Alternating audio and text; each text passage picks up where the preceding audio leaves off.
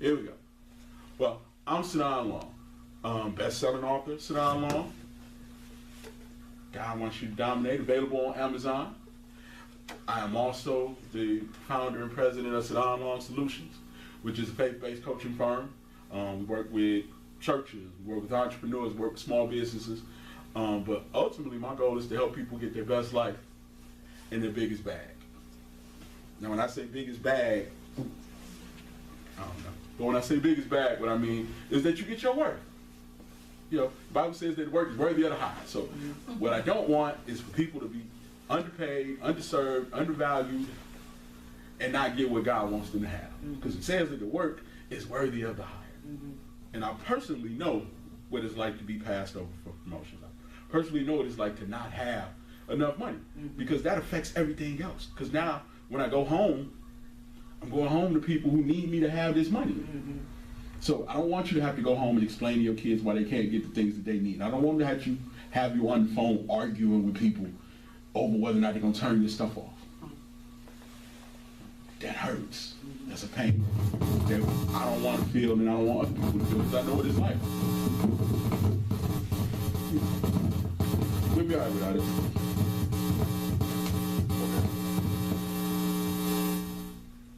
We'll be all right without it. I just talk louder. Thank God for my ability to do that. Okay. Yeah. But like I said, I know what it's like to be negotiating payment agreements and look out the window and hope your car's still there. You know, I know what it's like to be hungry. Right. You know, so I want people to get what they worth. You know, and I want you to have your best life, because ultimately, when you come to church, you're trying to get a better life. Right. But I don't just want you to have a better life. I want you to have your best life. Okay. Because better life might not be enough.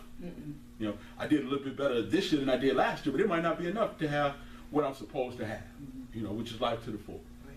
So life to the full is what we're working with, and today we're talking about responsibility, which, if you really break it down from where I stand, is your ability to respond.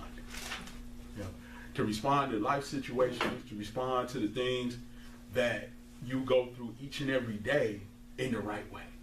Because how you respond is going to determine what results you get. You know, see, when I first started this journey, I wasn't where I am now. When I first started, I was dealing with sleep apnea, I was dealing with anxiety, I was dealing with obesity, diabetes. I just gotten passed over for a promotion on my job, and just wasn't in a good place. And in the midst of that, I get these ideas. So how does a person who's getting these ideas respond when all of this other stuff is going on? Now, most people, when they get passed over, they get bitter. You know, and they spend all their time sitting around talking on the phone. Girl, they suck up there, I can't stand them, they did this, they did that. That's what most people do. They get frustrated, and then they eat, which is what I did. You know, I'm frustrated. I wasn't complaining, because I'm really not the type of person to let people in my business like that, even though I'm standing up here sharing it with you now. Yeah. But at that time, I would eat. You know, I get off work and I go get something to eat. I get off work, I go sit down and try to numb myself with TV or video games or talking on the phone, because I didn't like my life. You know, but what happens now? That stuff starts manifesting and popping out in poor health. So I go to the doctor. They tell me blood sugar's high. So now, again, how do I respond? Do I just say, okay, I'm gonna have to stick needles in my stomach the rest of my life and possibly lose a foot or a toe and just watch myself die slowly? But I didn't, because somewhere in the midst of that, I kept hearing this voice saying, "You're better than this. You don't deserve this. You can do better than this." So I started out just trying to take care of my health. So I'm going to the gym, I'm eating right, I'm educating myself to take care of my body. Because my body is going to be the thing that has to get me wherever God wants to take me. Didn't know that then, just was doing it because I didn't want to be on the medicines. I didn't want to lose a leg. I saw people in my family die from diabetes. So I didn't want that. You know, and then I talked to people who kept telling me it wasn't no big deal, you just take a shot. You want to take shots? Right. Oh, I don't want to be taking shots. So I found out how to do it. But in the midst of that, I started to become more ambitious. You know, because now I started having more energy and my head was clearer and I was able to think, because I wasn't frustrated no more. Because I was working out the frustrations in the gym. I was working out the frustrations with walking, and I was eating better, and my mind was sharper. And what I found out is that when you work out, that pushes oxygen to your brain, which helps you think clear. And if you can think clear, then you can hear from God. So now I don't have this fog over my mind no more, so I can hear from God. So now he gives me an idea. And it started out as workplace wisdom, because I didn't like the workplace. I kept trying to figure out how to make this a better situation, because I wanted to get promoted, because I'm working too hard and I'm wasting my good years and they're not paying me enough. So that's why I started. But it's about how you respond to things, because it's easy to not respond properly. If you do not respond properly, you do not get the right result. So the question now will be, well, how did you respond? Well, I responded in a way well enough to allow me to write a book. I responded in a way well enough to allow me to open a company. I responded in a way well enough to allow me to be standing in front of you now. But had I not done the things 5 years ago, I wouldn't be here now. So how you respond in your adversity is the first step. Because he can't give me the new stuff if I didn't master the old stuff. So there are literally 4 things that people do when they start this journey of how to respond, not to respond. And the first thing is, it's too big. I went through, it was too big. Okay, you want me to write a book? I don't know nothing about writing a book. So what do I do? How do I do it? And that's really the wrong question. Because if I knew how to do it, I'd be doing it already. So the first question is who? Who is already doing it? Who can I look to? Who can be my guide through the situation that I'm in to help me get it? And what I found out in reading a book by Stephen Pressfield is that I needed to become a pro. I needed to do the same thing that professional writers do in order to become one. So now, professional writers, they block out time every day to write.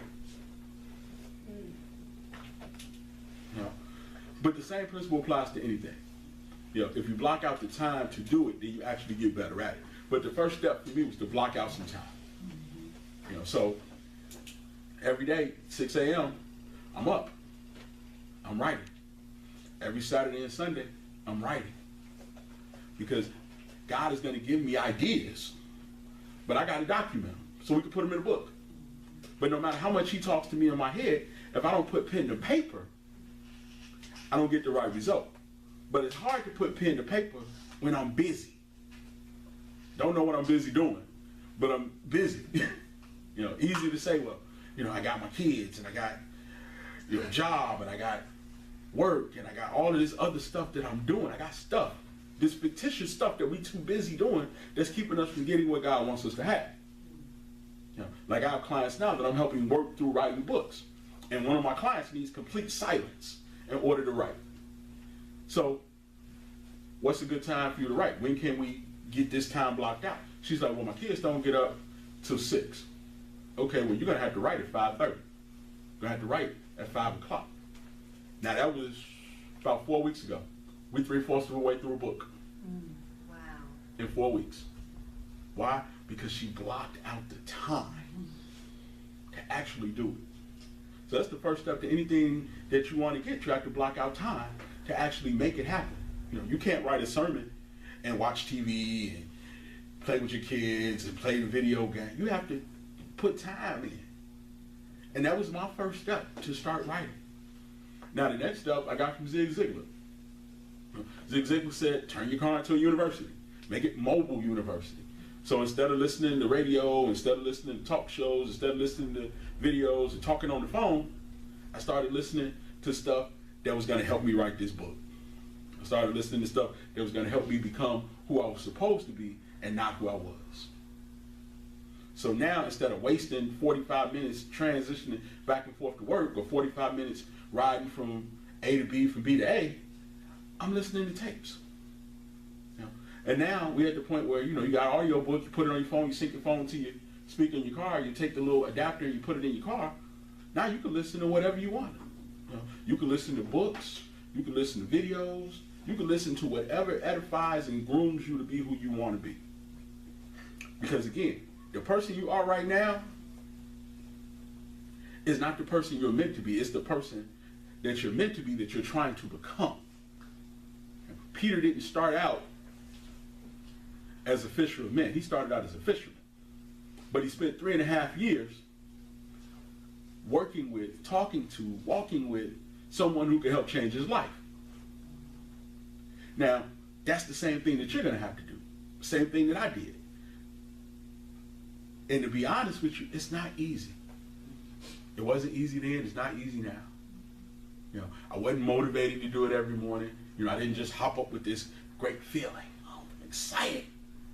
No, you have to be a pro about it. You know, whether I want to write or don't want to write, I got to write. You know, whether I want to go to the gym or not go to the gym, I got to go. Because this is the path that's going to get me what I want. Yeah. So if you're asking for your territory to be enlarged, you got to till the land. And that's part of tilling the land. So the first steps are to break it down into actionable things that I can do. Now, I can't figure out how to become a best-selling author overnight, but I can write every day. Now, let me show you how God works. And, you know, Sister Toy and I were talking about this. You know, about 2 weeks into me writing, I get a phone call one Sunday afternoon. One of my guys is on his way back from Texas, and he got time on his hands. So he's like, hey, what you doing? Hey, man, just sitting there watching no football.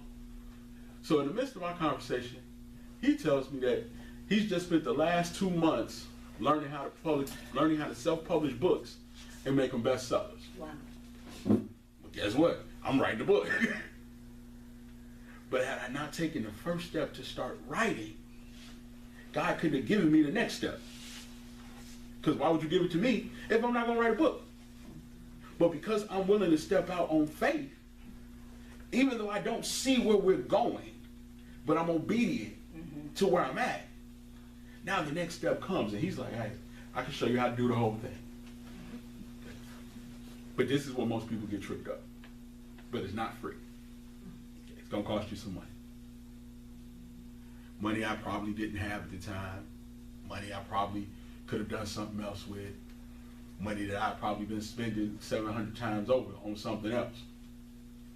But if I want to get what God has for me, I'm going to have to step out and trust Him and do some things that I wouldn't normally do. So now, okay, what's going to cost me? He tells me what it costs me. I figure out how to get it done. You know, I didn't quit. I responded with, how do I get it done? What do I need to do? What can I pull from? What can I sacrifice in order to get it? So now, when I'm about to hit the button, I got all of these voices in my head. I got this fear, this doubt. It's not going to work. I got all of this stuff churning in my head. I could quit right now, keep my money. No, this not going to work. But I had enough faith to hit the button. And when I hit that button, it was like my brain was on fire. Because now I've actually taken a step that the enemy don't want me to take. Right. See, most of us, that feeling, feeling right before we got to do something great, that makes us pull back. You know, that one thing that happens to you, that makes you pull back. Like, no, this is not for me. I'm going the other way. But that's the enemy trying to keep you bound. So I hit the button. 5 years later. 5 years later, I can stand here. 5 years later, I can walk into any room and say I'm a best-selling author, and that's putting me in rarefied air. But it was hard to make that decision when I made it. Not because it was a hard decision, but because there were so many doubts and fears that were surrounding it. You know, remember, health wasn't good, we passed over for promotion, all of this stuff going on at the same time, just like in anybody else's life. We all got stuff going on. Right. But how do you respond to that stuff? Do you respond by quitting, or do you respond by trusting? Because if you quit, then you will never see what God has for you. It is impossible to please God without faith. So if you don't have enough faith to take the step in the middle of the mess, how do you get out the mess? Shadrach, Meshach, Abednego, they didn't bow. But after they came out the fire, totally different respect for them than before they went in. But imagine if they never go into the fire. So that's the first step. The first step is to not be overwhelmed by it, but to break it down into small stuff that you can do, small things that you can see, small things that you can get a win with, so that your faith isn't pulled so far. Because see, my faith right now is just in the writing. I just need to be consistent with my writing. Then my next step came, and this is how you do it. So now I just need enough faith to hit the button. So now it's just small little lines on top of each other, adding up to something bigger. So you may not have best-selling author faith, but I got write everyday faith. I got talk to some people who know what they're doing, trust what they're saying is being true because I've known them long enough to see whether or not they have good character faith. So take what faith you have and apply it to small things. And as you get them small wins, it will eventually grow.